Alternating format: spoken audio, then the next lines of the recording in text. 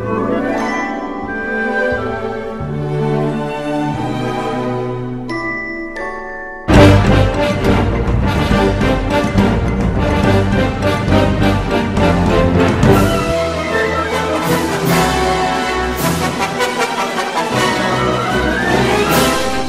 হলো তলাশ। আপনারা দেখছেন তলাশ। তলাশ বাঙালির মনের ঠিকানা। ভুগছেন তারা কিভাবে সুস্থ হতে পারে। ঠিক আছে,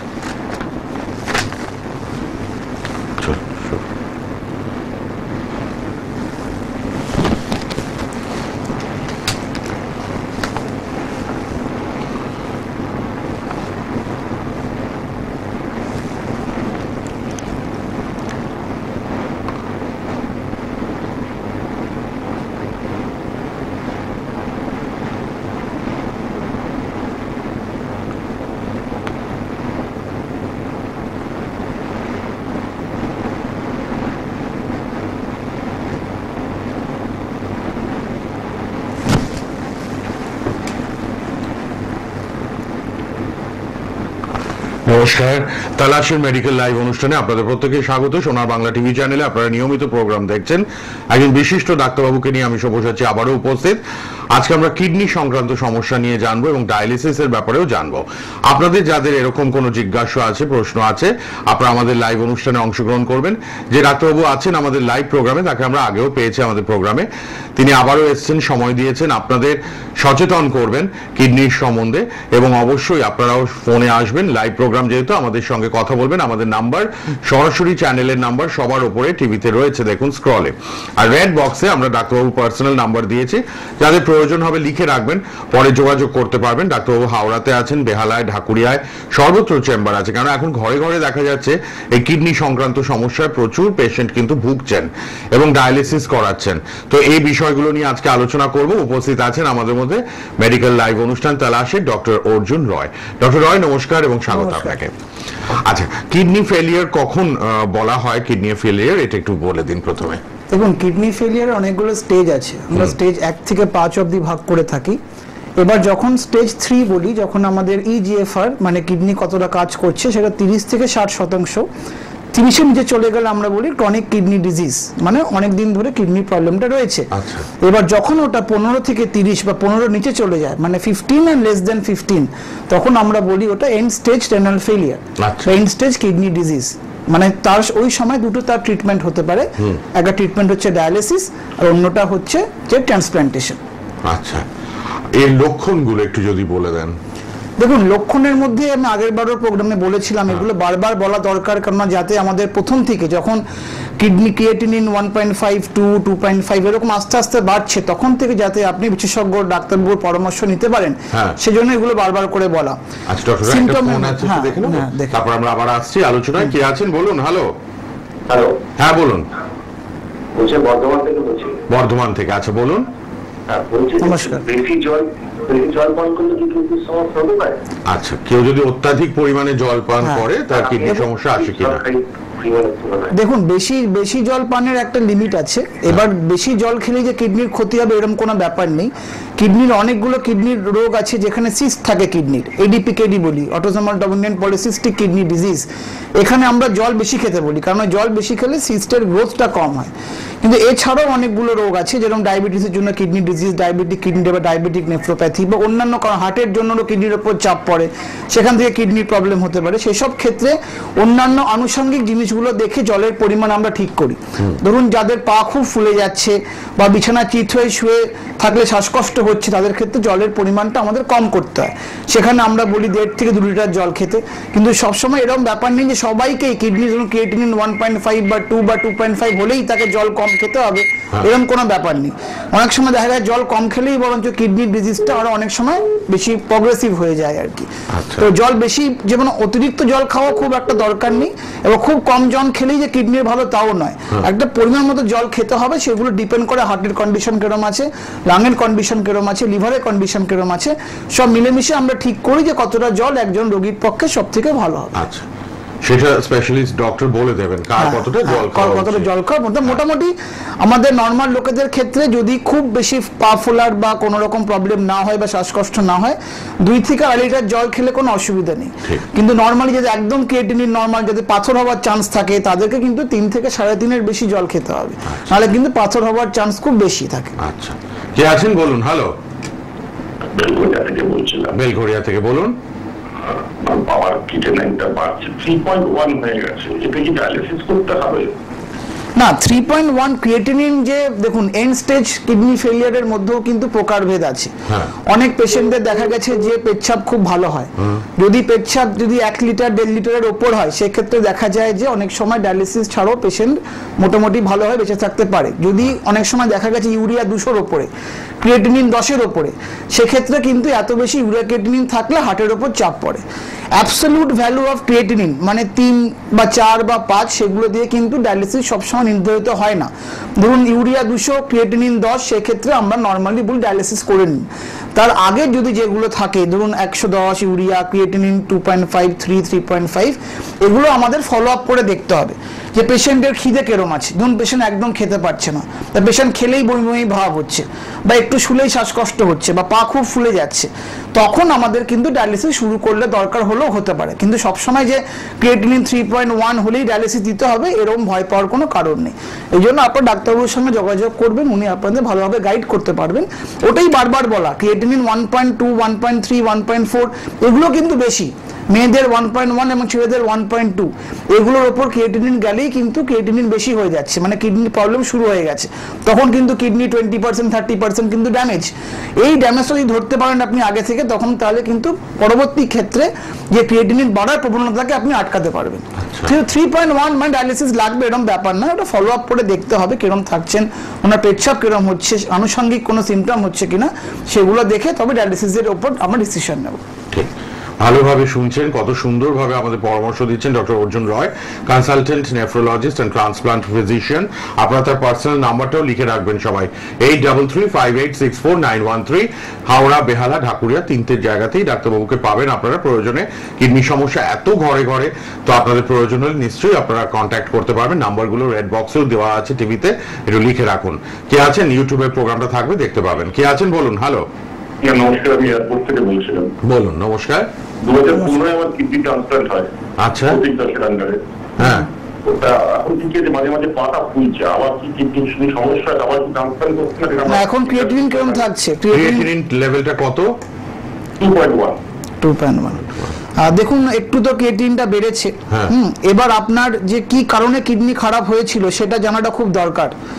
সেটা অনেক সুগার ছিল, তো সুগারের জন্য কিডনি যদি খারাপ হয়ে থাকে অনেক সময় দেখা গেছে এগুলো কিডনি খারাপ হতে এগুলো অন্তত 5 বছরের ওপর থেকে কিডনি প্রবলেমটা শুরু হয়।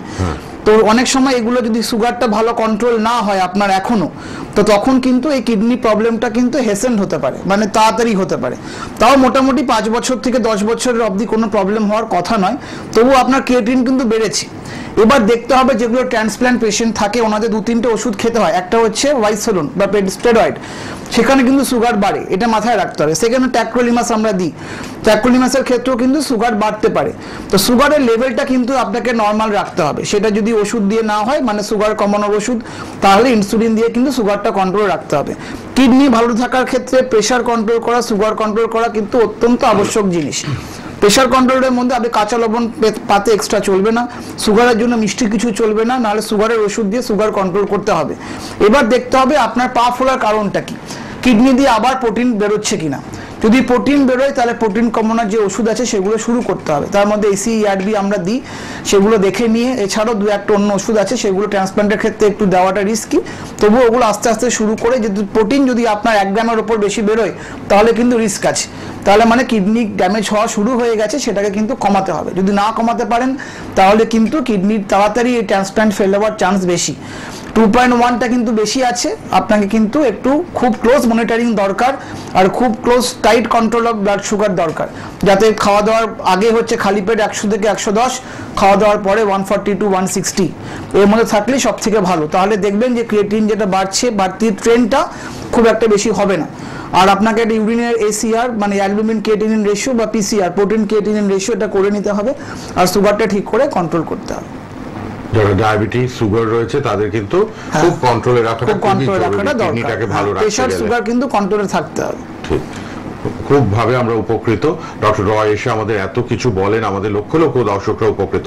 ডক্টর, কিডনি ফেলিয়ারের লক্ষণগুলো একটু বলছিলেন। হ্যাঁ, লক্ষণগুলো বলছিলাম, একটা হচ্ছে পা ফোলা, আগেরবারও বলেছি যদি পা ফোলে, পেচ্ছাপে ফেনা ফেনা ভাব হয়, গাজা গাজা ভাব হচ্ছে, যদি খিদে নষ্ট হয়ে যায়, দেখছেন পেট সবসময় ফেপে রয়েছে, খিদে হচ্ছে না, ভাবছেন গ্যাসের জন্য হচ্ছে, সেটা কিন্তু নাও হতে পারে। গ্যাসের জন্য না হতে আপনাকে তখন কিন্তু ইউরিয়া ক্রিয়েটিন করে দেখতে হবে যে ক্রিয়েটিন লেভেল কিছু বাড়ছে কিনা, এটা খেয়াল রাখতে হবে। যদি খুব প্রেশার খুব বেশি হাই থাকে সেটা খেয়াল রাখতে হবে। যদি সুগারের পেশেন্ট হন আপনার কিন্তু বছরে 2-3 বার করে ক্রিয়েটিনিন দেখে নিতে হবে, পেটে ফেনা হচ্ছে কিনা দেখার জন্য, যেটা বললাম ইউরিন ACR PCR করে দেখে নিতে হবে। এগুলো সিমটম। খুব বেশি ব্যথার ওষুধ যদি কারা খাচ্ছেন, ধরুন যখন তখন ব্যথার ওষুধ, হাঁটুর ব্যথার জন্য ব্যথার ওষুধ খেয়ে নিচ্ছেন, দোকান থেকে কিনে ওই স্প্রে গুলো লাগাচ্ছেন, ব্যথার স্প্রে, ব্যথার মলম, অনেক সময় দেখা গেছে অনেক আয়ুর্বেদিক ওষুধেও এগুলোর প্রবলেম হতে পারে। তো এগুলো যাদের বেশি আপনাদের এক্সপোজার যাদের আছে এগুলোতে, সেগুলো কিন্তু আপনাদের ইউরিয়া ক্রিয়েটিনিন দেখে নেওয়াটাই বাঞ্ছনীয়। তার সাথে হচ্ছে প্রোটিন বেরোনোর টেস্ট, ইউরিনের ACR বা PCR, protein creatinine ratio, albumin creatinine ratio, এটা কিন্তু দেখতে হবে। মানে পা ফোলা, খিদে মন্দা হওয়া, আর যদি পেটে ফেনা ফেনা ভাব হয়, রাত্রে বারবার পেচ্ছাপ করতে উঠতে হচ্ছে, এগুলো কিন্তু খেয়াল রাখতে হবে। চোখটা চোখের পাশ ফুলে যাচ্ছে, এগুলো কিন্তু মাথায় রাখতে হবে। এগুলো সিমটমস কিডনি ফেলিয়ারের দিকে যাচ্ছে। একটা ফোন আছে, একবার দেখে নি। হ্যালো, হ্যাঁ বলুন, কে আছেন? হ্যালো, নমস্কার। হ্যালো, নমস্কার। মেদিনীপুর। আচ্ছা, বলুন। কোমরে ব্যথা হচ্ছে? কোমরে ব্যথা অনেক কারণে হতে পারে। কোমরে ব্যথার জন্য একটা বয়স হলে যেটা স্লিপ ডিস্ক বলি, PIVD, পোলাস ইন্টারভার্টিব্রাল ডিস্ক, সেটা হতে পারে। কিন্তু সেটা না হলেও কিডনির প্রবলেমের জন্য কোমরে ব্যথা হতে পারে। হ্যাঁ, তাই জন্য আপনাকে দেখে নিতে হবে, রুটিন ব্লাড টেস্ট করে দেখে নেবেন ইউরিয়া ক্রিয়েটিনিন কিরকম আছে, যেটা বললাম ইউরিনের ACR টেস্টটা করে দেখে নেবেন। ব্যথার ওষুধ খেলে ইমিডিয়েটলি বন্ধ করুন, প্যারাসিটামল ছাড়া কিছু খাওয়া যাবে না, ঠিক আছে? এগুলো কোনো রকম মলমও লাগানো যাবে না, মলম স্প্রে এগুলো লাগানোই বাঞ্ছনীয়। তো এটা আর একটা কিডনির ছবি করে দেখে নিতে হবে। অনেক সময় কিডনিতে সিস্ট হয়, যেটা বললাম, সিস্টটা ফুলে গিয়ে অনেক সময় এগুলো ক্যাপসুলে যে প্রেসার দেয় তখন মনে হয় কোমরে ব্যথা করছে। তো এই কোমরে ব্যথাটা অনেক সময় আমরা ভাবি যে ডিউ টু এমনি জাস্ট মেকানিক্যাল পেন, মানে মাসেলের স্প্যাজম হয়েছে বা হাড়ের ব্যথা, সেটা নাও হতে পারে, কিডনির ব্যথাও হতে পারে, দুটো মিলেমিশেই হতে পারে। সেটা আমরা দেখে নিয়ে রুল আউট করতে হবে। বুঝতে পেরেছি? ঠিক, অবশ্যই আপনারা শুনছেন। এবং ডক্টর রয়ের ফোন নাম্বারটাও লিখে রাখবেন প্রয়োজনে, রেড বক্সের নাম্বার রয়েছে 8335864913, পরে যোগাযোগ করতে পারবেন। ডক্টর রয়, কিডনি ফেল মানেই কি আমরা ধরে নিতে পারি ডায়ালিসিস করতেই হবে? না, যেটা আগেও বললাম, পেচ্ছাপ কতটা হচ্ছে দ্যাট ইজ ইম্পর্টেন্ট। আচ্ছা, 1 লিটারের নিচে পেচ্ছাপ যদি হয় তাহলে কিন্তু মোটামুটি ডায়ালিসিস ছাড়া কিন্তু সম্ভব নয় নর্মাল কার লাইফস্টাইল লিড করা। যদি 1 লিটারের ওপর পেচ্ছাপ হয় সেক্ষেত্রে অনেকে দেখা গেছে ইউরিয়া 150-র উপরে, ক্রিয়েটিনিন 10-এর উপরে, সেক্ষেত্রে অনেক সময় ডায়ালিসিস শুরু করতে হতে পারে। থার্ড হচ্ছে যদি খুব বেশি গা গোলায়, একদম খেতে পারছেন না পেশেন্ট, বা বমি বমি ভাব, সবসময় খেলেই বমি হয়ে যাচ্ছে, এগুলো হলে কিন্তু ডায়ালিসিস শুরু করতে হতে পারে। 4 নম্বর হচ্ছে যদি খুব বেশি শ্বাসকষ্ট হয়, পা খুব ফুলে গেছে, একটু জল খেলেই শ্বাসকষ্ট হচ্ছে, সেক্ষেত্রে ডায়ালিসিস শুরু করতে হতে পারে। মানে ক্রিয়েটিনিন বাড়া মানেই ডায়ালিসিস নয়, এন্ড স্টেজ মানে ডায়ালিসিস নয়, কিন্তু এন্ড স্টেজ হয়ে গেলে হাতে একটা ফিস্টুলা করে রাখা বাঞ্ছনীয়। ফিস্টুলাটা কি? হাতের তলায় একটা মানে আর্টারিয়ার ভেনটাকে আমরা জোড়া লাগিয়ে দিই, সেটা স্কিনের তলায় থাকে, সেখানে কোনো ফরেন বডি থাকে না। ওইটা হাতের তলায় থাকলে কি হয়, যদি কখনো আপনার এমার্জেন্সি ডায়ালিসিস লাগে তাহলে ওখানে থ্রু দিয়ে আমরা ডায়ালিসিস করতে পারবো। কিন্তু ফিস্টুলা আজকে বললেই কালকে হয়ে যায় না। ফিস্টুলা করার পরে 2 মাস টাইম লাগে ফর ফিস্টুলা ম্যাচুরেশন, মানে করার পরে ওটাকে ঠিকঠাক রেডি হতে আমাদের 2 মাস টাইম লাগে। এবার যখন আপনাদের কিডনি স্টেজ ফেলিয়ার, মানে এন্ড স্টেজ ফেলিয়ারে চলে যাচ্ছে, স্টেজ 3 অ্যান্ড অ্যাবাভ, মানে 4-5-এ চলে যাচ্ছে, সেক্ষেত্রে কিন্তু আপনাকে ফিস্টুলা করে রাখাটা বাঞ্ছনীয়। যদি কখনো ডায়ালিসিস লাগে তাহলে আমরা যাতে ওখানে খুব অল্প একটা সুচের মাধ্যমে আমরা করতে পারি, না হলে গলায় লাইন করা বা কুচকিতে লাইন করার মধ্যে কিন্তু কষ্ট আছে। তো ওটা ডায়ালিসিস মানে ভয় পাওয়ার কিছু নেই। আমাদের এখন অনেক ভালো নতুন মেশিন এসছে, আমাদের টেকনিশিয়ানরাও ওয়েল ট্রেন্ড, সেক্ষেত্রে আমাদের যে ডায়ালিসিস নিয়ে ভীতিটা কিন্তু আমাদের কাটিয়ে ফেলতে হবে। ওই ডায়ালিসিসের ভয় পেয়ে যদি আমরা পালিয়ে বেড়াই, অনেক সময় দেখা যাবে ইউরিয়া 200 হয়ে গেছে, ক্রিয়েটিনিন 10 হয়ে গেছে, সাডেন কার্ডিয়াক অ্যারেস্ট হয়ে যাবে। কারণ এত ইউরিয়া ক্রিয়েটিনে হার্টের উপরও চাপ পড়তে পারে। তো হার্টের উপর চাপ পড়ে রাতের মাঝরাতে হঠাৎ করে শ্বাসকষ্ট শুরু হতে পারে, তখন হসপিটালে নিয়ে যাওয়ার আগেই একটা কিছু দুর্ঘটনা ঘটে যেতে পারে। তো যদি আপনার ডাক্তারবাবুর পরামর্শে থাকতে হবে নেফ্রোলজিস্টের আন্ডারে, যদি দেখা যাচ্ছে ইউরিয়া ক্রিয়েটিন খুব বেশি বাড়ছে আর সিমটম যেগুলো বললাম, খেতে পারছেন না, একদম বারবার খেলেই বমি হয়ে যাচ্ছে, পেশেন্ট একটু ড্রাউজি, সবসময় একটা আচ্ছন্ন ভাব, হ্যাঁ সেগুলো এই ইউরিয়া বেশি থাকলে সবসময় আচ্ছন্ন ভাব থাকবে। তারপরে বললাম অতিরিক্ত শ্বাসকষ্ট হওয়া, সেগুলো এই বেশি বডিতে ফ্লুইড জমে গেলে শ্বাসকষ্ট হতে পারে, পেচ্ছাপ 1 লিটারে কম পেচ্ছাপ হচ্ছে, ইউরিয়া 150-200-র উপরে, ক্রিয়েটিনিন 10-এর উপরে, সেকে ডায়ালিসিস শুরু করতে হবে। কিন্তু মানে কিডনি ফেলিয়ার মানে ডায়ালিসিস নয়, আর ডায়ালিসিস মানে জীবন শেষ নয়। ডায়ালিসিস করে কিন্তু 10-15 বছর হেসে খেলে ভালোভাবে থাকা যেতে পারে। তারপরও অনেক পেশেন্ট আমার আছে এটা 20 বছর অব্দি ডায়ালিসিস নিয়ে ভালোভাবে বেঁচে আছেন। তো এত ভয় পাওয়ার কিছু নেই, আমাদের এখন অ্যাডভান্স টেকনোলজি চলে এসছে, ভালো মেশিন আছে, ভালো ডায়ালাইসিস আছে, ভালো ফিল্টার আছে, যেখানে ডায়ালাইজার যার থ্রু দিয়ে আমরা ডায়ালিসিসটা করে থাকি। তো এইগুলো হওয়ার পরে আমাদের স্টাফও আজকাল অনেক বেশি ট্রেন, তো অনেক আউটকাম অনেক বেটার হয়ে গেছে। আজ থেকে 10 বছর আগের সঙ্গে এখন আকাশ পাতাল ডিফারেন্স হয়ে গেছে। তো ভয় না পেয়ে আমাদেরকে ডাক্তার পরামর্শ নিয়ে, সঠিক পরামর্শ নিয়ে দেখতে হবে, যদি দরকার লাগে তো শুরু করতে হবে। তো সেক্ষেত্রে ভয় পাওয়ার কিছু নেই। এবার যাদের বয়স কম, তারা ট্রান্সপ্ল্যান্ট ক্যান্ডিডেট, তাই কিন্তু ট্রান্সপ্ল্যান্টের জন্য ভাবতে হবে, কারণ সেটাই আলটিমেট সলিউশন। এবার যাদের বয়স বেশি, হার্টের কন্ডিশন অত ভালো নয়, সেক্ষেত্রে আবার ডায়ালিসিস করে, বললাম 15-20 বছর কোনো ব্যাপার না, কিন্তু ঠিকঠাক কথা শুনতে হবে, ঠিকঠাকভাবে ডাক্তারবাবু যেরম বলবেন সেরকম ডায়ালিসিসটা করতে হবে, এটা মাথায় রাখতে হবে। আচ্ছা, কাদের ক্ষেত্রে চান্সটা বেশি কিডনি ফেলিয়ার হওয়ার? হ্যাঁ, যেটা বলছিলাম, যাদের প্রেশার খুব আনকন্ট্রোল, যাদের সুগারের রুগীদের 5 থেকে 10 বছরের মধ্যে কিন্তু কিডনির প্রবলেম দেখা দেয় বেশিরভাগ ক্ষেত্রে আর কি। খুব কম পার্সেন্টেজ আছে তো কিডনি প্রবলেম দেখা দেয় না সুগারের রুগীদের। এদের মধ্যে ক্রিয়েটিন নর্মাল থাকতে পারে, ক্রিয়েটিন নর্মালটা কিন্তু আলটিমেট নয়, দেখতে হবে পেচ্ছাপের ফেনাটা কতটা বেরোচ্ছে। এসিআর 30-এর উপরে, পিসিআর 0.2-এর উপরে, আগের প্রোগ্রামও বারবার এগুলো বলা, যাতে এই সচেতনতা সবার মধ্যে ছড়িয়ে পড়ে যে ক্রিয়েটিন নর্মাল মানে আমি খুব ভালো আছি তা নয়, দেখতে হবে পেচ্ছাপের প্রোটিন কতটা বেরোচ্ছে। প্রোটিন 30-এর উপরে যদি থাকে, এসিআর বা পিসিআর হচ্ছে প্রোটিন ক্রিয়েটিন রেশিও, সেটা 0.2-এর উপরে, সেক্ষেত্রে কিন্তু আপনার ডাক্তার পরামর্শ নিতে হবে। থার্ড যেটা বললাম, যদি কারোর ব্যথার ওষুধ খাওয়ার খুব প্রবণতা থাকে, সেক্ষেত্রে কিন্তু আপনাকে মাঝে মাঝে চেক করে নিতে হবে। ব্যথার ওষুধ পাতোয়াকে খাবেন না, পাতে কাঁচা লবণ এগুলো এক্সট্রা অ্যাভয়েড করবেন, এগুলো মাথায় রাখতে হবে। হেলদি লাইফস্টাইল লিড করতে হয়, ভাজাভুজি কম খেতে হবে, স্মোকিং থাকলে হ্যাবিটটা ছেড়ে দেওয়াই বাঞ্ছনীয়, কারণ এগুলো দেখা গেছে যে কিডনি ফেলিয়ারটাকে হেসেন করে। তো এদের ক্ষেত্রে কিডনির রোগ বেশি হওয়ার চান্স থাকে। এছাড়াও মানে অনেক সময় দেখা গেছে কিছু রোগ আছে, আইজিআই নেফ্রোপ্যাথি, এগুলো অনেক সময় সবকিছু মানলেও হতে পারে, সেগুলো আমাদের আলাদা করে কিডনির মধ্যে একটা সুচ ফুটিয়ে টেস্ট করে কিডনি বায়োপসি বলি, সেগুলো বায়োপসি মানে কিন্তু ক্যান্সার নয় এখানে। তো কিডনিতে সুচ ফুটিয়ে দেখি আমরা যে কি রোগের জন্য কিডনিটা খারাপ হয়েছে, সেখানে একটা আইজিআই নেফ্রোপ্যাথি থাকে, অটো ইমিউন কজেস কিছু আছে, আঙ্কাভাস্কুলাইটিস বলি আমরা, হ্যাঁ, এগুলো গাটের কিছু রোগেও কিডনি প্রবলেম হতে পারে, সেগুলো মাথায় রাখতে হবে। আঙ্কাভাস্কুলাইটিস তার মধ্যে একটা অন্যতম রোগ, বয়স্ক লোকেদের হতে পারে, খুব কম বয়সীদেরও হতে পারে, এগুলো রেয়ার ডিজিজ, সবার হয় না। বেশিরভাগ হচ্ছে প্রেশার আনকন্ট্রোল, সুগার আনকন্ট্রোল, খুব বেশি ব্যথার ওষুধ খাওয়া প্রবণতা, এগুলো মাথায় রাখতে হবে। এদেরই কিডনির প্রবলেম হওয়ার চান্স খুব বেশি থাকে। বললেন তো যে ডায়ালিসিস মানে ভয়ের কোনো ব্যাপার নেই, ভয় পাবেন না। 10 বছর আগে যা ছিল এখন অনেক ডেভেলপ হয়ে গেছে টেকনোলজিক্যালি, তো সুতরাং ভয় পাবেন না পেশেন্টরা। ডায়ালিসিস করেও দেখুন 15-20 বছর আরামসে ভালো আছেন রোগীরা। ডায়ালিসিসের রকম ফের আছে, আমরা প্রকারভেদটাই জানবো। হ্যাঁ, প্রকারভেদের মধ্যে 3 রকম ডায়ালিসিস হয়। একটা নর্মাল ডায়ালিসিস, যেটা হিমোডায়ালিসিস বলি। সেকেন্ড হচ্ছে তারই একটা ভাগ স্লেট বলি, স্লো লো এফিসিয়েন্সি ডায়ালিসিস, যারা ধরুন আইসিইউতে ভর্তি আছে, প্রেশার খুব কম, তার ক্ষেত্রে আমরা ডায়ালিসিসটাকে প্রলং করে দিই, 3-4 ঘন্টা জায়গায় আমরা 8 ঘন্টা ডায়ালিসিস দিই। তো সেটাই বলতে যাচ্ছি, খুব সিক পেশেন্ট তাদেরও কিন্তু ডায়ালিসিস দিয়ে সেই সিক কন্ডিশন থেকে কিন্তু আমরা বের করে আনতে পারি, এটা আমাদের মাথায় রাখতে হবে। আর একটা সিআরআরটি বলি, কন্টিনিউয়াস রেনাল রিপ্লেসমেন্ট থেরাপি, এটা খুব কম হসপিটালে আছে, কিন্তু খুব কষ্ট মানে ব্যয় সাপেক্ষ একটা ডায়ালিসিস, ফর্ম অফ ডায়ালিসিস। টানা 24 থেকে 48 ঘন্টা অবধি ডায়ালিসিস দিয়ে দেখা গেছে যে অনেক খারাপ পেশেন্ট আমাদের বেরিয়ে এসছে। এই সিআরআরটি দিয়ে আমাদের বডিতে যে বিলিরুবিন, কারো যদি খুব জন্ডিস পেশেন্ট হয়, সেক্ষেত্রে এটা বিলিরুবিনটাকেও অনেক সময় দেখা গেছে, মানে ইউরিয়া ক্রিয়েটিনিন ছাড়াও বিলিরুবিনটাকেও অনেক সময় এই সিআরআরটি দিয়ে কমিয়ে আনতে পারা যায়। এটা ছাড়াও একটা ডায়ালিসিস হয়, পেটের ডায়ালিসিস, পেরিটোনিয়াল ডায়ালিসিস, এটা খুব বেশি প্রচলিত নয়, কিন্তু এটা অনেক নর্থ ইস্টার্ন স্টেটসে এগুলো চলে। আমাদের এখনো যারা পাহাড়ের দিকে অনেক বাসিন্দারা আছেন, যেখানে ডায়ালিসিস সেন্টার খুব কম, সেখানে পেটের মধ্যে আমরা একটা ক্যাথেটার করে দিই, ওই ক্যাথেটারে জলের থ্রু দিয়ে ডায়ালিসিস আমরা করি, বাড়িতে 3-4 বার করতে হয়।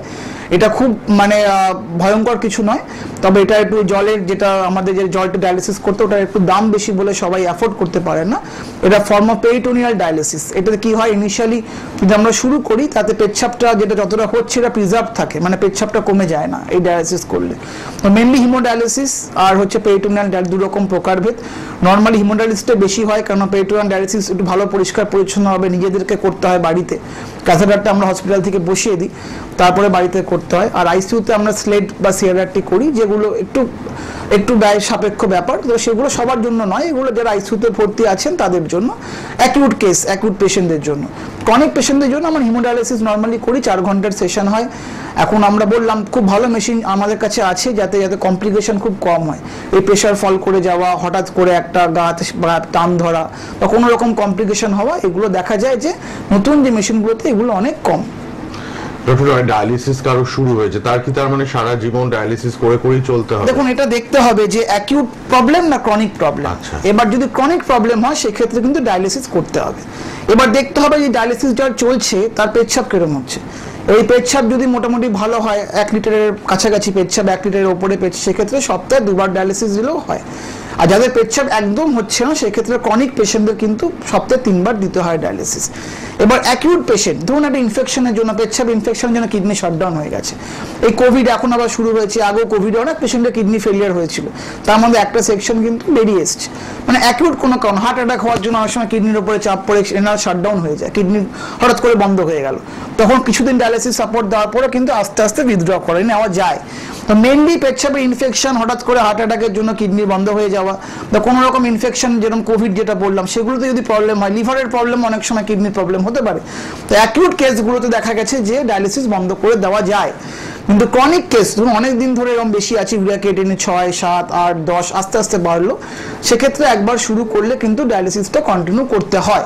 সেক্ষেত্রে ডায়ালিসিস কন্টিনিউ না করার রিস্ক অনেক বেশি, হঠাৎ করে হার্ট অ্যাটাক হয়ে যেতে পারে, হঠাৎ করে খিঁচুনি হতে পারে। তো এগুলো আমাদের মাথায়, হঠাৎ করে শ্বাসকষ্ট হয়ে ভেন্টিলেশনে পেশেন্ট চলে যেতে পারে। তো ডায়ালিসিস সেক্ষেত্রে যদি আপনি মেনটেন করেন সপ্তাহে 2 বার কি 3 বার, পেশেন্টরা কিন্তু ভালো থাকে। আমাদের অনেক পেশেন্ট আমার আছে যাদের মানে লাস্ট 3-4 বছরে কোনো হসপিটালে ভর্তি হওয়ার দরকারই পড়েনি। আর এদিকে যারা ডায়ালিসিস নিচ্ছেন না, অনেকেরই কিন্তু বারবার ধরুন বছরে 2 বার হসপিটাল ভর্তি হওয়ার দরকার পড়ছে, হঠাৎ করে শ্বাসকষ্ট হয়ে যাচ্ছে, হঠাৎ করে খেতে পারছে না, বমিবমি ভাব হচ্ছে। ও ডায়ালিসিস নিয়ে তারা কিন্তু অনেক দিন ধরে কিন্তু ভালো আছে।